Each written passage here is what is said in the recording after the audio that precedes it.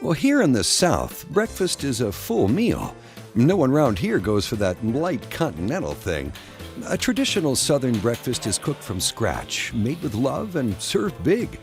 Best source for this style of breakfast is the Pancake House, and that's why they're everywhere. Now, if you've ever been to one, you know pancakes are only the beginning and always come with loads of sides to round out the meal in true Southern fashion. Well, given that breakfast is of such importance, you'll find it in all the major dining rooms, from the hearty captain's breakfasts at the legendary Sea Captain's House in the heart of Myrtle Beach, to the world-famous gospel brunch at House of Blues at Barefoot Landing. So, if you think one pancake house must be just like the other, don't say so to a local or a regular. You'll be in for a lecture. A pancake house is personal, and that's why the best ones give personal service in an atmosphere that feels like home. They're like that Southern grandmother's house you always wished you had. Yeah. After one visit, you're welcomed back and stuffed like family. Up in North Myrtle Beach, right across the street from one another, Dino's and Plantation Pancake Houses offer everything a Southern breakfast stands for. A family-style meal at a homey, family-style restaurant. Tradition from being in business for decades, and food that'll show and tell you what the South means by breakfast.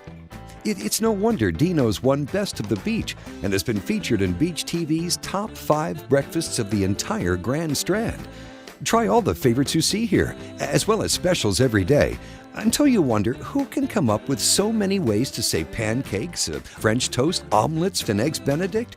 Dino's House of Pancakes can.